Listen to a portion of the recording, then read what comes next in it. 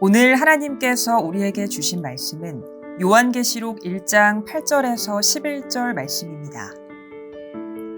주 하나님이 이르시되 나는 알파와 오메가라 이제도 있고 전에도 있었고 장차 올 자요 전능한 자라 하시더라. 나 요한은 너희 형제요 예수의 환난과 나라와 참음에 동참하는 자라.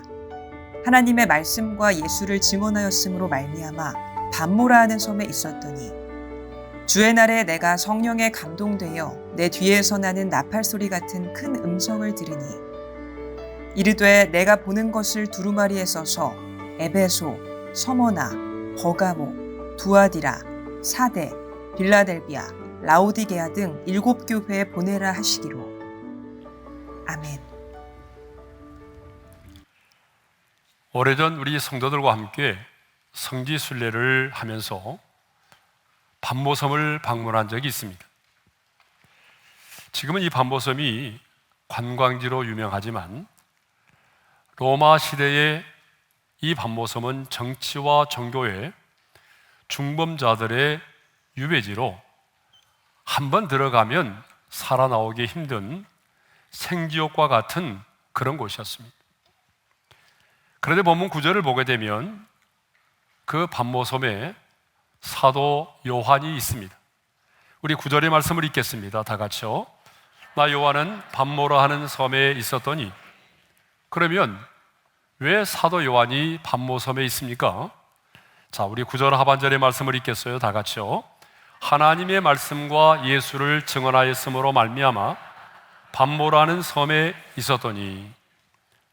하나님의 말씀, 곧 예수의 복음을 증언하였기 때문에 지금 바로 밤모섬에 유배되어 있는 거죠.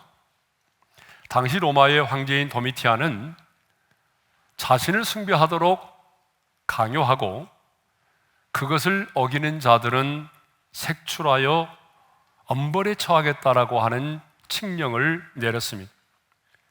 다분히 기독교인들을 발본색원하여 말살하려고 하는 의도가 있었던 거죠. 그러므로 당시 그리스도인들은 그리스도를 주로 섬길 것인지 아니면 로마의 황제를 섬길 것인지 양자택일을 해야만 했던 것입니다. 하지만 많은 그리스도인들은요, 황제 숭배를 거절하고 예수 그리스도만을 믿고 섬기기로 그렇게 작정을 하였습니다. 이로 인해서 많은 그리스도인들이 말로는 표현할 수 없는 엄청난 순환을 겪어야만 했던 거죠. 당시 사도 요한은 에베소에서 사역을 하고 있었는데 참신은 오직 하나님과 예수 그리스도 한 분뿐이심을 가르쳐 왔기 때문에 당연히 황제 숭배를 거절했고 이 일로 인하여 밤모섬으로 유배를 오게 된 것입니다. 이때 사도 요한의 나이는요 90이 넘은 고령의 나이였습니다. 그리고 전승에 의하면 밤모섬이 이 돌섬으로 되어 있었기 때문에 돌산으로 되어 있었기 때문에 이 섬에 끌려온 자들은 낮에는 채석장에서 돌을 깨는 일에 동원되었다라고 합니다. 자, 이렇게 사도 요한은 고령의 나이에 죽음의 섬, 곧 사망의 음침한 골짜기와 같은 밤모섬에 끌려와서 낮에는 강제 노역을 하면서 유배 생활을 하고 있었습니다. 그러므로 이쯤 되면 누구나 의기소침할 수밖에 없습니다. 그런데 사도 요한은 의기소침하지 않았습니다. 아니, 너무나 당당하게 이 편지를 받는 수신자들에게 자기 자신을 이렇게 소개하고 있습니다. 나 요한은 너희 형제요. 그리스도의 고난에 동참하고 있는 성도들에게 나 요한은, 나 사도는 이렇게 말하지 않고 나 요한은 너희의 형제라고 말합니다. 여러분, 사도 요한이 누굽니까? 사도 중에 사도잖아요. 사도들 중에 제일 마지막까지 살아서 하나님의 말씀을 전하였던 사람입니다. 예수님이 십자가상에서 돌아가시기 직전에 육신의 어머니 마리아를 부탁하였던 그런 사람이죠. 최후의 만찬 석상에서는 예수님의 품에 의지하여 누워있을 만큼 그렇게 예수님과 친근했고 예수님을 사랑했던 사람입니다. 그런데 이런 사도 요한이 자신을 가리켜서 나 요한은 너희 형제요라고 말합니다. 아니, 어떻게 사도 중에 사도가 나 요한은 너희 형제라고 말할 수 있겠습니까? 그런데 사도 요한은 너무나 겸손하게 자신을 사도라고 부르지 않고 자신을 이렇게 너희 형제라고 겸손하게 불렀던 거죠. 그러면 여기서 너희는 누굽니까? 여기서 너희는 자신과 같이 황제 숭배를 거절해서 극심한 고난 가운데 있는 그리스도인들을 말합니다.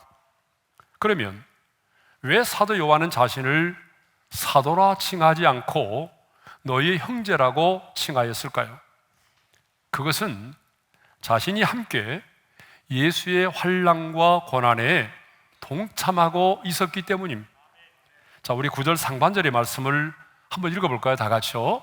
나 요한은 너희 형제요 예수의 환난과 나라와 참음에 동참하는 자라. 그래서 원문을 보게 되면 이 형제와 동참하는 자가 하나의 관사로 묶여 있어요. 무슨 말입니까? 예수님 때문에 환난을 받고 하나님의 나라를 위해 고난에 동참하는 자가 고난 당하는 자의 형제가 될 수 있다라고 하는 거예요. 물론 형제라고 하는 말은 초대교회에서 예수 그리스도의 피로 말미암아 새롭게 구성된 하나님의 권속들을 지칭할 때 사용되는 용어가 바로 형제라는 말이었어요.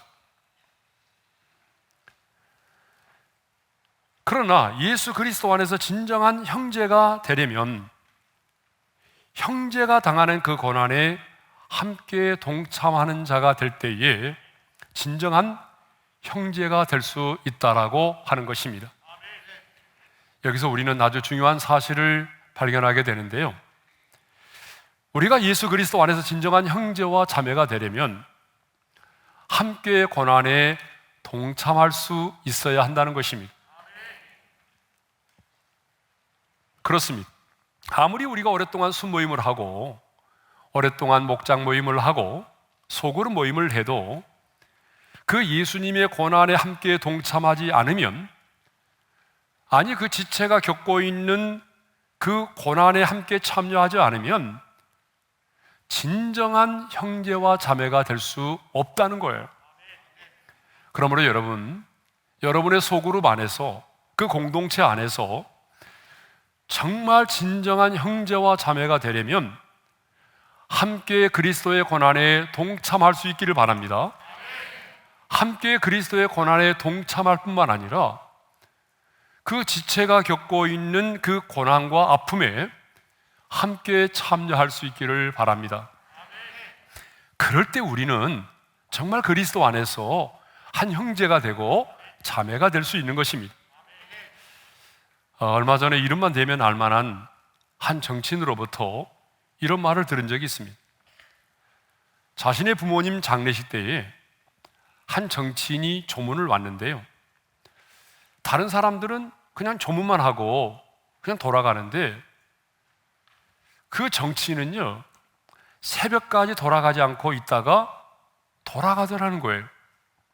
대부분의 정치인들은 그냥 조문만 하고 돌아가는데 평상시 자기하고 별로 좋은 관계 있지 않는, 당도 다르고, 그런데 그분은 새벽까지 묵묵히 앉아서 그 자리를 지키고 있다가 돌아가더라는 거예요.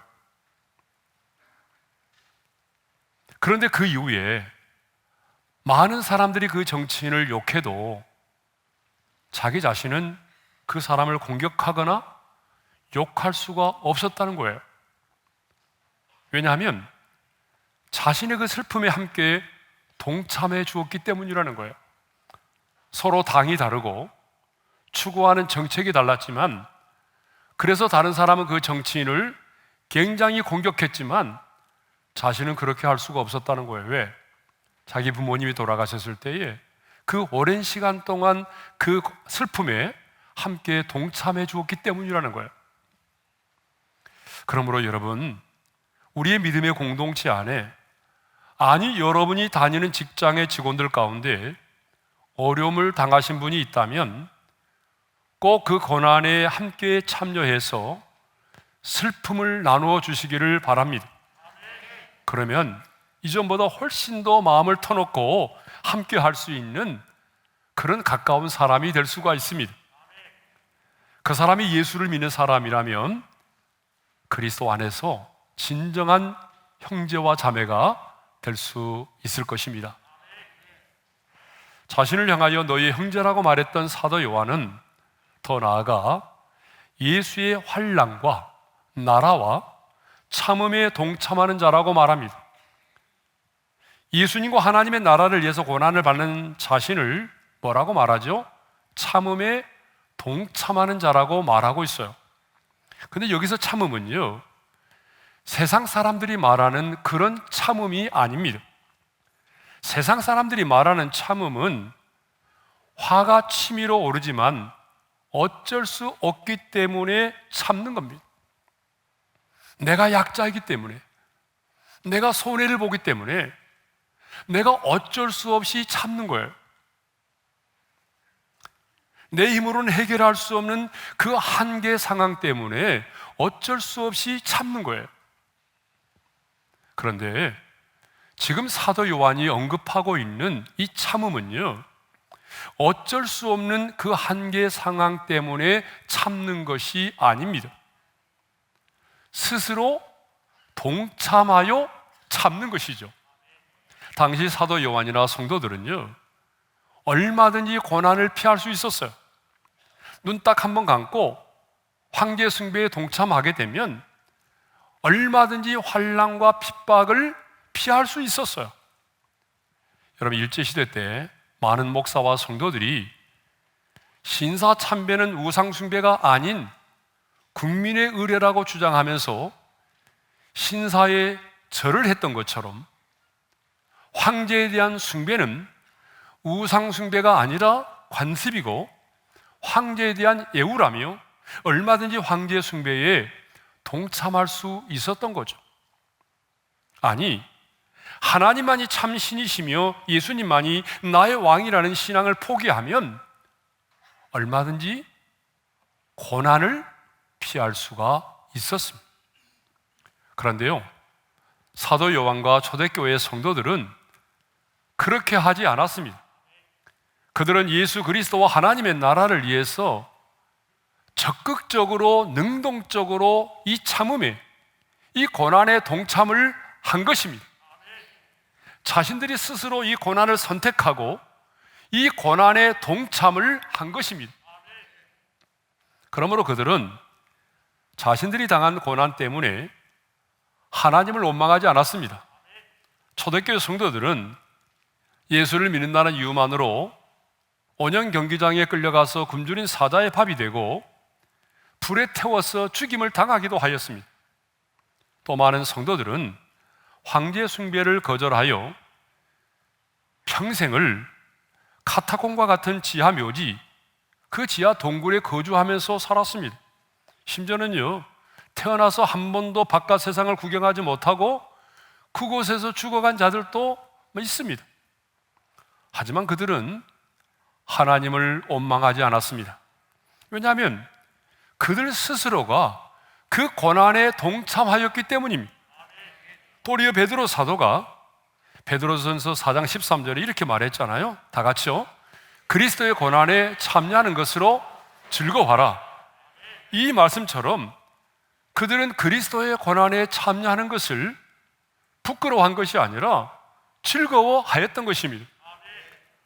서머나 교회 감독이었던 폴리캅도 화형을 당하기 전에 예수를 한 번만 부인하라는 요구를 받았지만 그분은 이렇게 말했어요.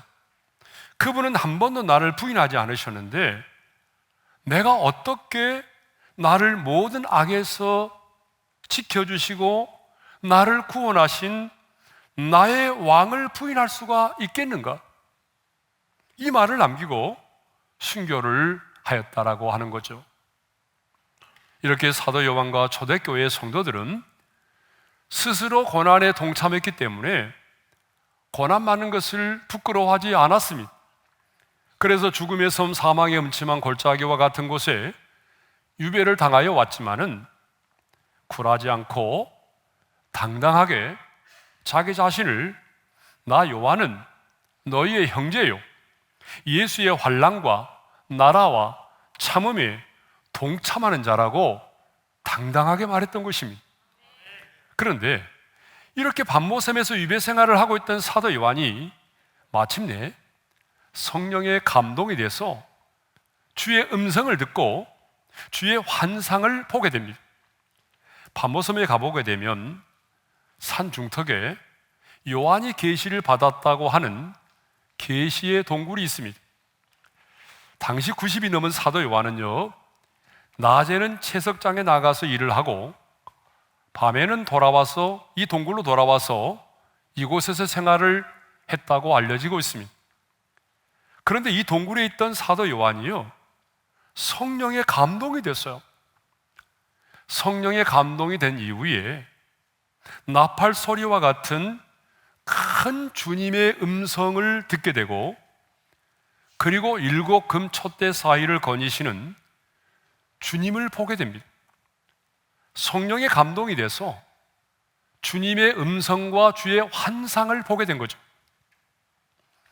그런데 언제 사도 요한이 성령의 감동이 돼서 주의 음성을 듣고 주의 환상을 보게 되었습니까? 자, 우리 10절의 말씀을 다시 한번 읽어볼까요? 다 같이요. 주의 날에 내가 성령의 감동이 되어. 주의 날이라고 말하고 있어요.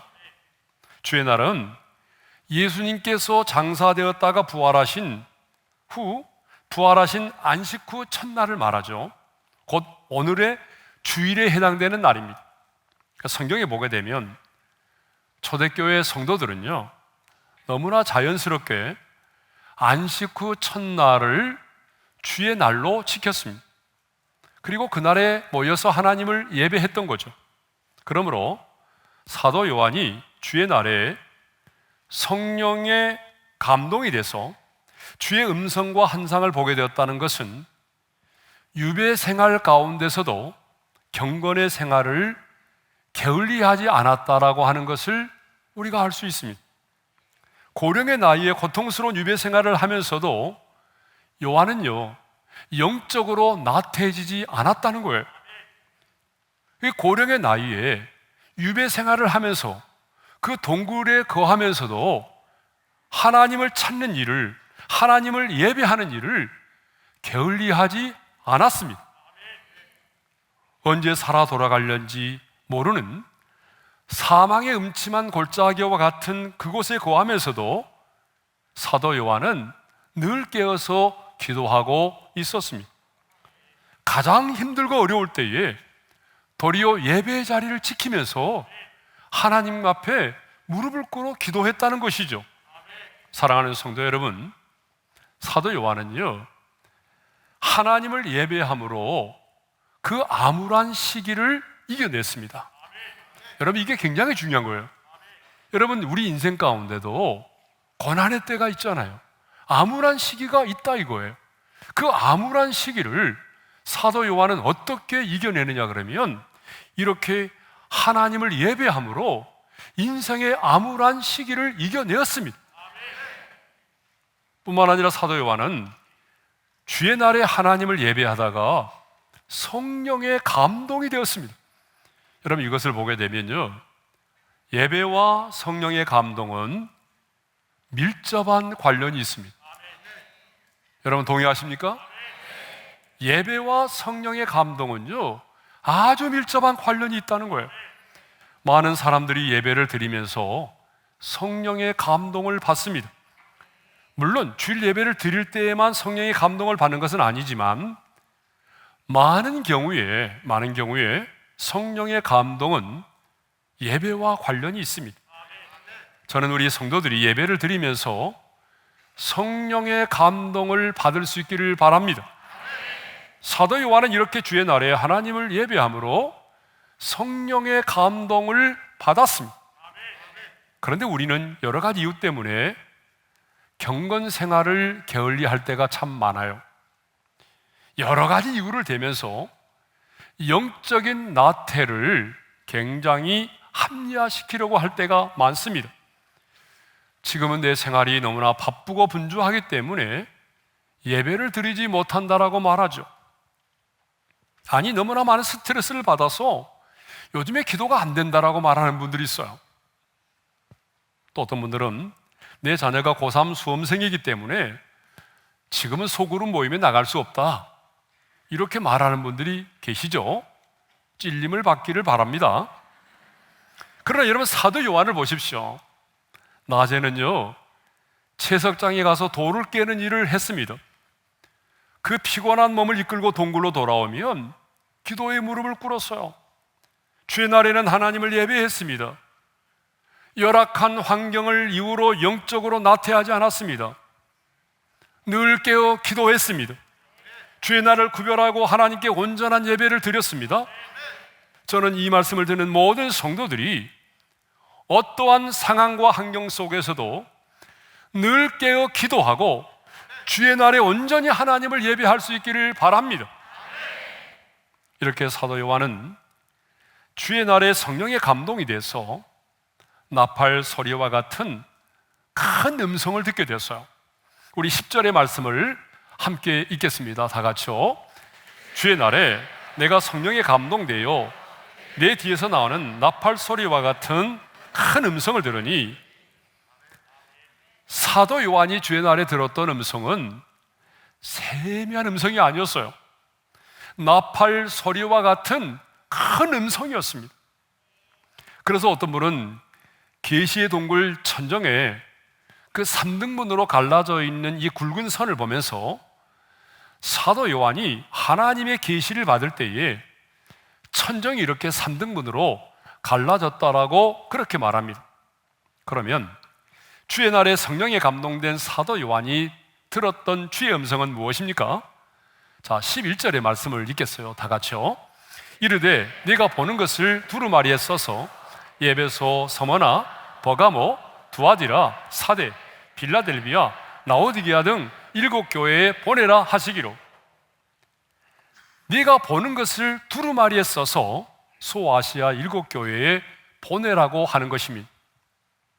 그런데 중요한 것은요, 네가 보는 것, 주께서 들려주신 것만을 기록하여 7교회에 보내라고 하는 것입니다. 너의 주관이나 너의 생각이나 너의 사상이 개입되지 않도록 하라는 거예요. 하나님이 보여주신 것만, 하나님이 들려주신 것만을 기록하여 7교회에 보내라는 거예요. 또 8절을 보게 되면 하나님은 하나님 자신에 관하여 나는 알파와 오메가라고 말씀하셨습니다. 우리 8절의 말씀을 함께 읽어볼까요? 다 같이요. 주 하나님이 이르시되 나는 알파와 오메가라, 이전도 있고 전에도 있었고 장차 올 자요 전능한 자라 하시더라.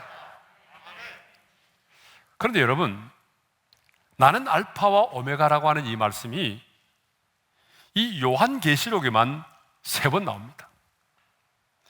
자, 요한계시록 21장 6절의 말씀을 한번 읽어볼까요? 다 같이요. 또 내게 말씀하시되 이루었도다 나는 알파와 오메가요 처음과 마지막이라. 요한계시록 22장 13절에도 나옵니다. 다 같이요.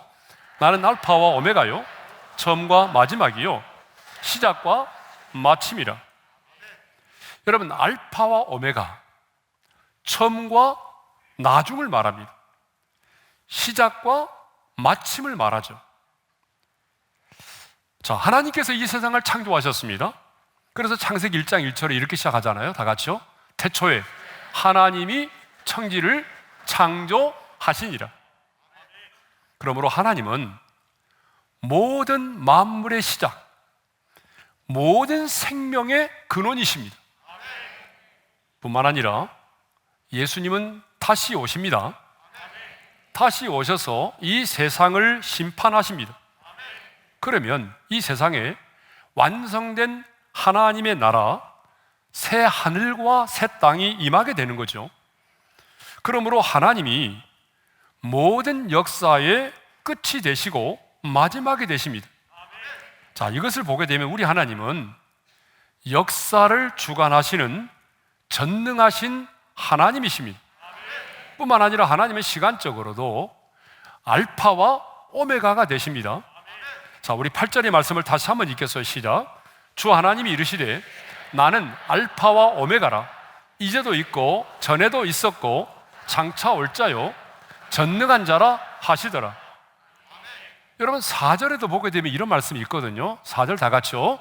이제도 계시고 전에도 계셨고 장차 오실 이. 여러분 우리가 보통 시제를 말할 때는요, 순서가 어떻게 시작되죠? 시제를 말할 때 우리의 순서는 언제나 과거, 현재, 미래를 말하게 되어 있어요. 그렇죠? 그런데 주님은 자기 자신을 계시하실 때에 어떻게 계시하셨는가 하면 현재, 과거, 미래의 순으로 그렇게 말씀하셨어요. 그러니까 주님 자신이 이제도 계시고 현재죠.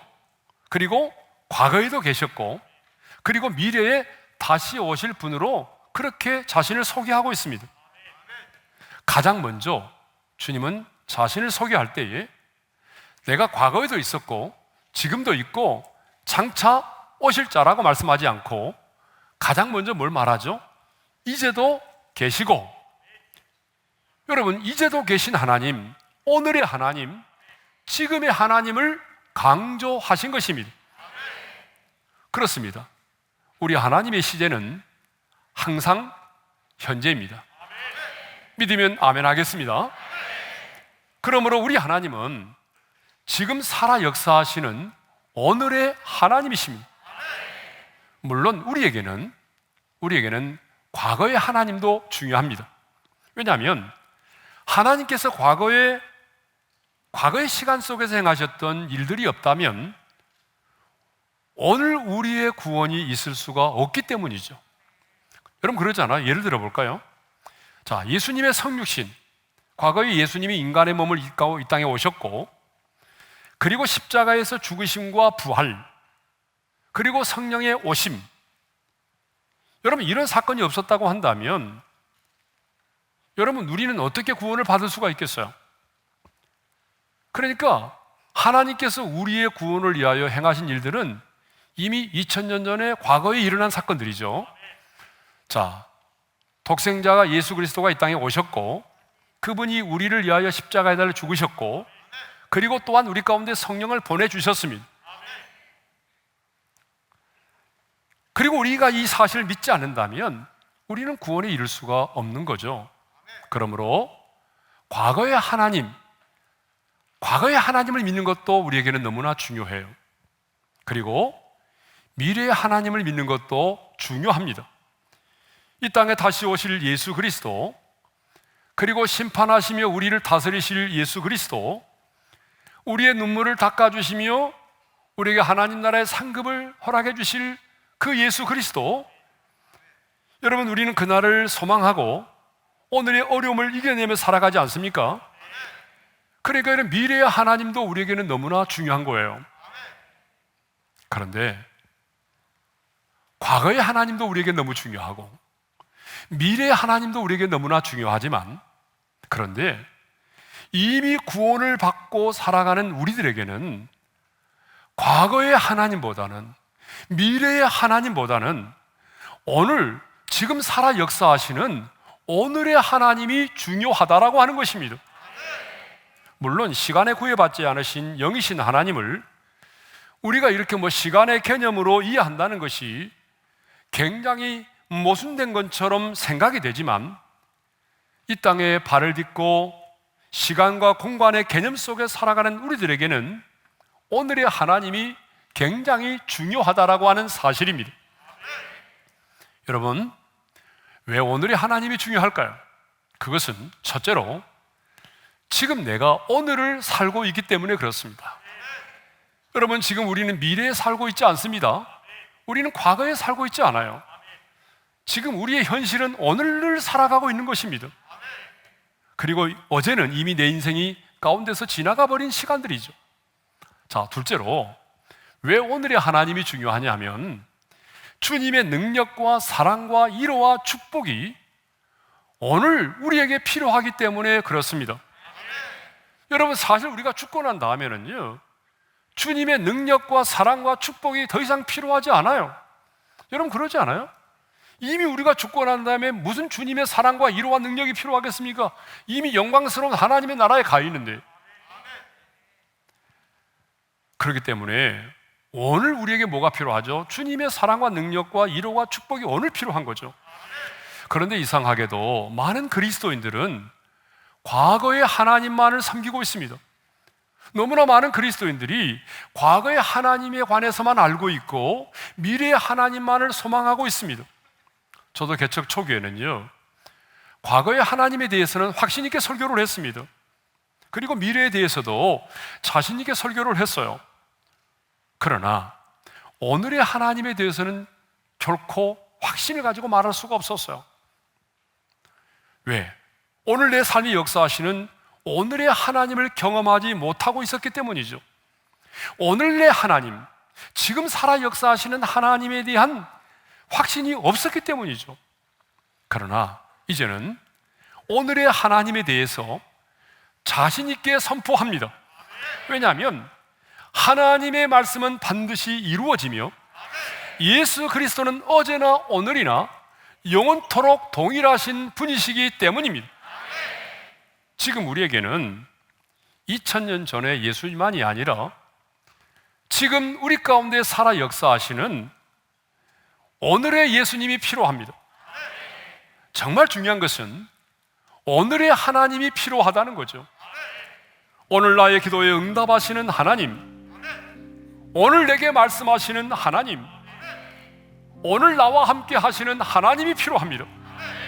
오늘 나를 위해 싸워주시는 오늘의 하나님이 필요한 것입니다. 오늘의 하나님을 선포할 때에 기적이 일어납니다. 제가 목회하면서 이 사실을 나중에 깨달았어요. 오늘의 하나님을 선포할 때에 기적이 일어난다는 사실을. 그런데 저는 과거에는요, 과거의 하나님에 대해서만 말씀을 많이 전했어요. 여러분, 과거의 하나님에 대해서는 확신을 가지고 말씀을 전할 수 있거든요. 그런데 중요한 것은 과거의 하나님에 대해서도 설교를 해야 되지만 그 말씀을 적용할 때는 오늘의 하나님으로 선포되어야 된다는 거예요. 마귀를 대적하라고 말씀하셨으면 어떻습니까? 오늘 그 마귀를 대적해야 되는 거죠. 기도에는 이런 유가 나갈 수 없느니라고 말씀하셨다면 여러분, 오늘 우리가 무릎을 꿇어 기도해야 되는 거 아닙니까? 오늘 우리 앞에 골리앗이 있다면 여러분, 우리가 어떻게 해야 될까요? 오늘 말씀의 물맷돌을 들고 오늘 지금 그 골리앗을 향하여 나아가야 되는 거죠. 그래야 여러분, 내 인생 앞에 있는 골리앗이 무너지는 것을, 골리앗이 넘어지는 것을 볼 수 있지 않겠습니까? 진짜 기적은요, 하나님의 약속의 말씀을 의심하지 않고 오늘 믿음으로 나아갈 때에 일어나는 것입니다. 여러분, 우리가 믿는 하나님은 과거의 하나님이 아니고 미래의 하나님만이 아니라 지금 우리 가운데 살아 역사하시는 오늘의 하나님입니다. 오늘 지금 우리에게 말씀하시고 지금 우리의 기도에 응답하시고 오늘 여러분의 기도에 역사하시는 오늘의 하나님을 오늘 만날 수 있기를 바랍니다. 나중으로 미루지 마시고 오늘 이 예배하는 시간에 오늘의 하나님을 만날 수 있기를 바랍니다. 우리 찬양하겠습니다. 사랑하는 나의 아버지 찬양합니다. 사랑하는 나의 아버지, 이름 높여 드립니다. 주의 나라 찬양 속에 임하시니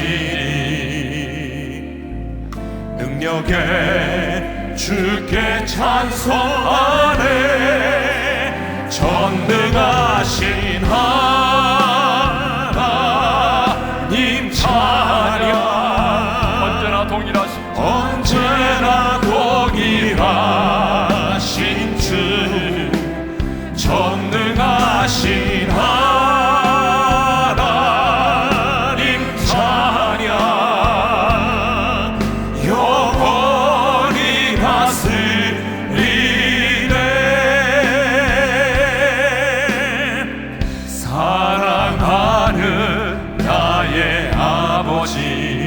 이름 높여드립니다. 이름 높여드립니다. 주의 나라 찬양 속에 임하시니 능력에 주께 찬송하네. 전능하신 하나님 찬양 언제나 동일하신 주. 전능하신 하나님 찬양 영원히 하시리에. 자, 우리 주신 말씀 마음에 새기면서 한번 말씀을 붙들고 기도를 하겠습니다.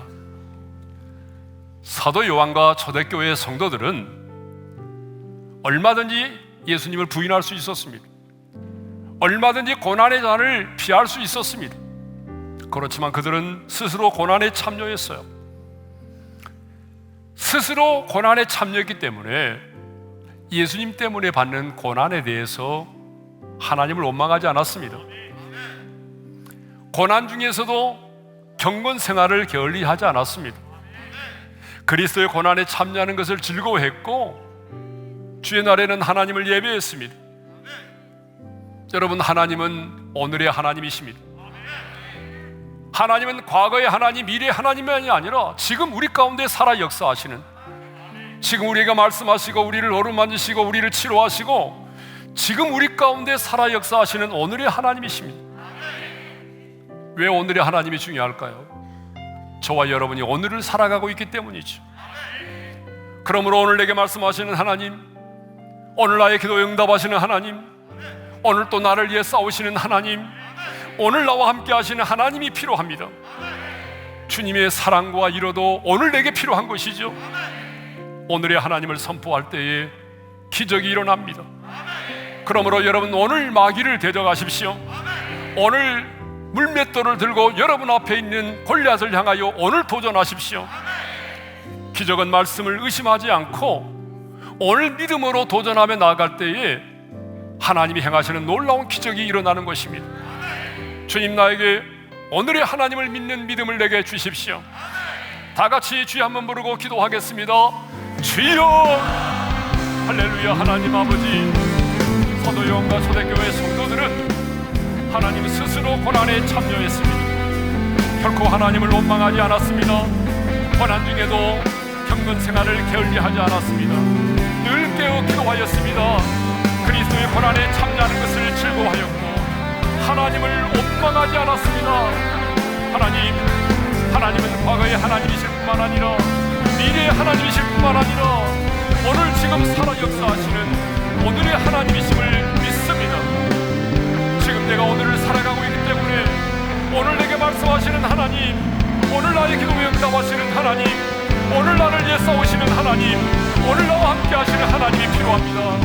주님, 우리에게는 주님의 사랑과 위로도 오늘 필요합니다.